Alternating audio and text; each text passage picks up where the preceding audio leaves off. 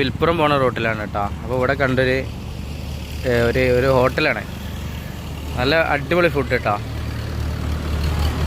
ഇവിടെയുള്ള ഐറ്റംസ് പരിപ്പുവട ഉണ്ട്, ഉഴുന്നുവട ഉണ്ട്, പിന്നെ ചൂട് ദോശ, ആംപ്ലേറ്റ് ഇങ്ങനെയുള്ള സാധനങ്ങളുണ്ട്.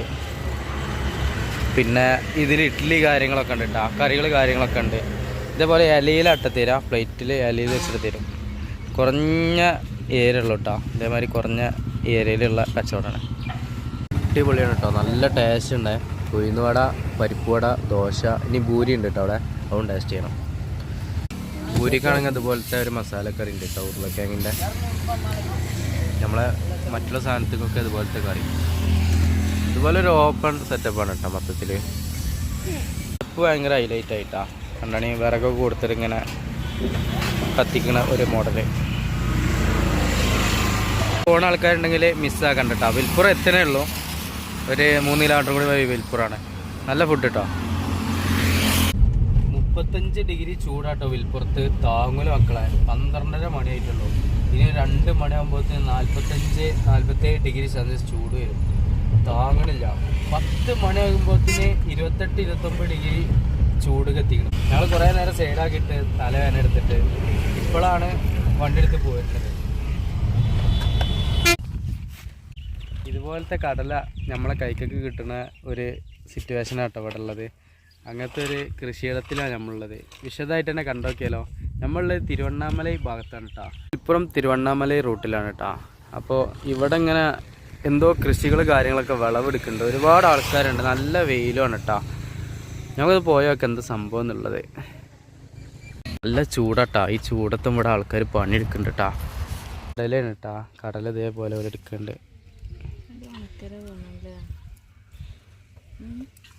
ഇവിടെ നല്ല പെരും ചൂടാട്ടാ.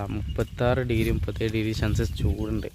അപ്പോൾ എല്ലാവരും കൊടയും ഇതൊക്കെ വെച്ചിട്ടാട്ടോ എടുത്തുകൊണ്ടിരിക്കണത്. ഇതൊക്കെ ഇനി എടുക്കാനുള്ളതാണ് കേട്ടോ ഈ ഒരു കൂട്ടൊക്കെ.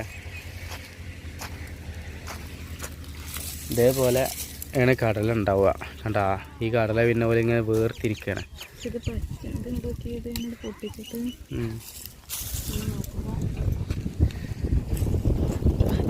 പച്ചനാവും ഉണക്കുണ്ടാവും. ഇതാ കൊടയും കാര്യങ്ങളൊക്കെ വെച്ചിട്ടാണ് എടുക്കണത്. ഈ പറമ്പ് മൊത്തം പറിച്ചാണ് കൂട്ടിയിട്ടേ ഇതുപോലെ പിന്നെ ഇരുന്നിട്ട് പോലെ ഇങ്ങനെ നുള്ളിയെടുക്കുകയാണ് കേട്ടോ. കണ്ടാണ് വേർതിരിക്കണത്.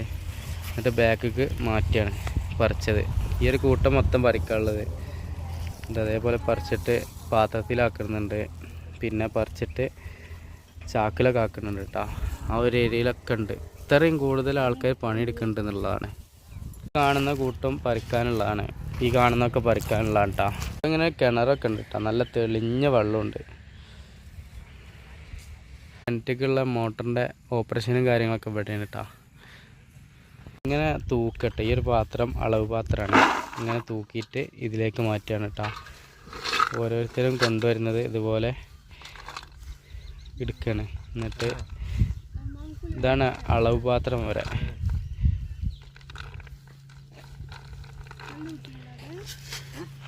ഇതപ്പോൾ ഉണക്കിയതിൻ്റെ ശേഷം കേട്ടോ നമുക്ക് പൊടിച്ചെടുക്കാൻ പറ്റുള്ളൂ. ഇപ്പോൾ പച്ചയാണ്.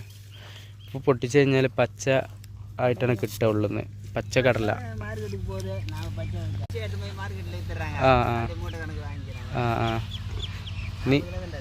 നിങ്ങൾ കായ വെച്ച് കൊടുപ്പീങ്ങളോ? അപ്പോൾ ഇവരോട് സംസാരിച്ചപ്പോൾ ഇവർ പറഞ്ഞത് ഇത് ഉണക്കിയിട്ട് വേണം മാർക്കറ്റിൽ കൊടുക്കാനെന്ന് കേട്ടോ. ചില മാർക്കറ്റിൽ പച്ച മേടിക്കുന്നുണ്ടെന്നും പറഞ്ഞു. അപ്പോൾ കടല നമ്മളെ കൈക്കൊക്കെ കിട്ടുന്നതിന് മുന്നുള്ള തോട്ടത്തിലെ പ്രൊസീജിയർ കാര്യങ്ങളൊക്കെ ഏകദേശം ഇങ്ങനെയാണ് കേട്ടോ. ഇവിടെയും ഇതുപോലെ കൂട്ടങ്ങളാക്കി വെച്ചിട്ടുണ്ട് കേട്ടോ.